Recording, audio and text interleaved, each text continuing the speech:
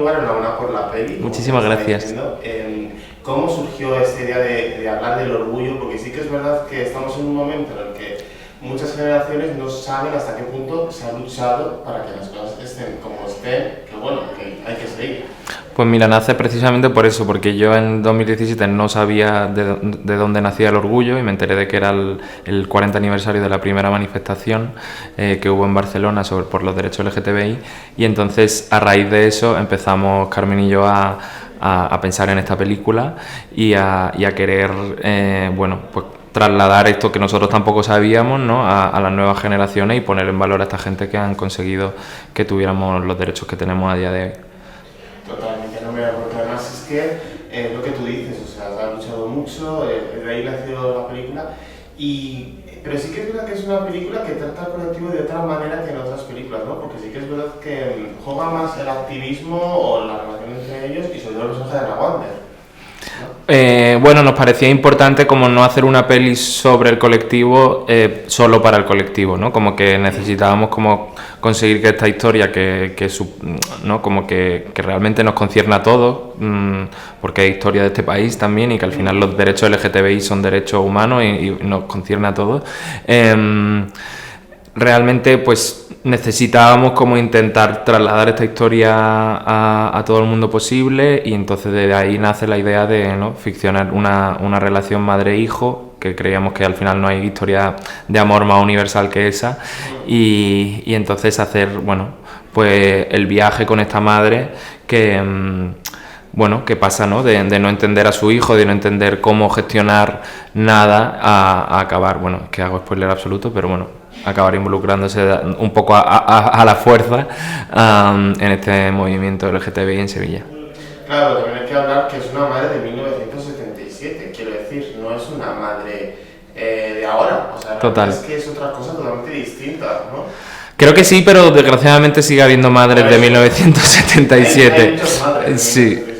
Y sí, pero realmente no, o sea, sobre todo quisimos que fuera reme, ¿sabes? Como que sí es cierto que hay mucha gente que es como, ay, es con mi madre y tal, pero como que tuvimos muchísimo cuidado en construir el personaje de Ana con muchísimas capas y con matices, no queríamos hacer como una madre homófoba sin más, ¿sabes? Como una madre que de repente es ultracatólica y que odia no, o sea, como queríamos como construir un background a ese personaje, que realmente estuviera muy presionada por el entorno, por eso esta idea de la corrala de vecinos, donde unas casas dan a otras y podíamos generar como es un microuniverso de la época, el hecho de tener un marido activamente comunista en el pasado, ¿no?, como que de repente un trauma que tuviera el hecho de no querer volver a ser señalada como viuda de un comunista, o sea, como una construcción que son pinceladas en la peli, pero que creo que consiguen desde lo concreto hacer más universal a la madre, ¿no? Porque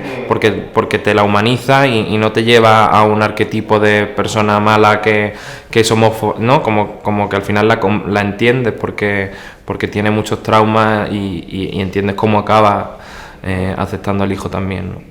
Y bueno, hay que decir que en esta película escucharemos un nuevo himno compuesto por Rigoberta Bandini. ¿Cómo surgió esta colaboración? Porque me parece súper bonita la canción. Qué guay, es preciosa. Pues mira, fue muy bonito porque, o sea, nosotros desde inicio tuvimos la idea, Carmen y yo, de un guión de todas las canciones que queríamos que estuvieran en la peli que fueran de la época. O sea, como que la intención era que todas las canciones que sonaran, de hecho lo mirábamos literal y era como, mierda, esta es en el 80, ya no la ponemos, ¿no? Como que todas tenían que ser entre el 77 y 78 y fuimos muy rigurosos con eso, con la idea de que la canción final fuera una canción actual, o sea, como una canción propia o sea, una canción que estuviera compuesta expresamente para la peli.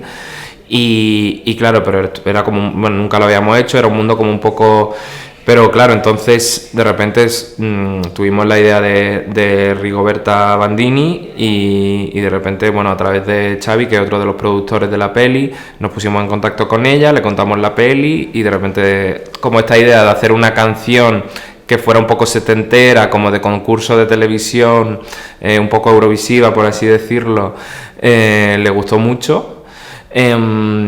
Y claro, de repente quedamos con ella, le contamos, nos enseña como una grabación de ella cantando con la guitarra y ya sonaba como algo, un temazo, y era como, o sea, nosotros claro, éramos fan de ella, entonces claro, era como, esta mujer está haciendo esto para nuestra peli.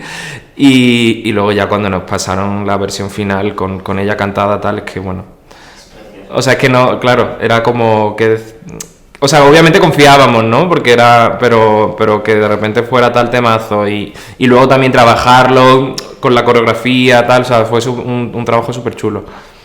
Es preciosa, la verdad, es muy Qué bonita. guay. Y creo que se disfruta más viéndola en la peli también, ¿sabes? Como cuando con las imágenes de la mano y tal, es como una emoción. Que fíjate que soy muy fan de Rigoberta, pero no quise oír la canción hasta ver la peli. Qué guay. Porque dije yo, me la quiero ahí y... Qué guay, disfrutar, pues, disfrutar. qué bien. Mucho.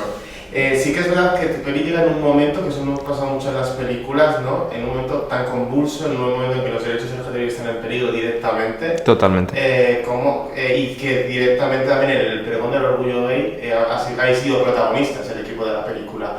¿Cómo ha sido esa sensación y sobre todo qué podemos hacer para evitar todo esto? Que el cine no cambia las cosas, pero ayuda un poco. Pues yo creo que es lo que dices, como que nosotros desde nuestra parcela y desde nuestra profesión, bueno, que está en el ámbito de la cultura, estamos intentando, o sea, no ha sido el que he estado obviamente, porque las pelis llevan mucho tiempo y nosotros eso empezamos hace 4 años, no sabíamos que la peli iba a llegar ahora. Pero sí empezó y uno de los impulsos fue empezar a ver a Vox entrando en el Parlamento de Andalucía, el aumento de las denuncias de agresiones, porque las agresiones siempre han existido, pero de repente el colectivo ha empezado a no tener vergüenza de denunciarlas, que era importante. Y entonces para nosotros, o sea, lo contábamos cuando buscábamos, cuando queríamos hacer la peli, el motivo del por qué eran los inicios de lo que poco a poco en estos 4 años ha ido cada vez a peor, que es como esta multiplicación de votantes a este tipo de partidos de ultraderecha. Entonces, realmente nosotros vamos a hacer, o sea, nos van a ver de frente, vamos a estar aquí desde nuestra profesión contando este tipo de historias, no vamos a tener miedo y vamos a seguir intentando, pues hacer política, pero desde la gente y recordando a los que lo hicieron desde la calle, luchando cuando más difícil era serlo y nada.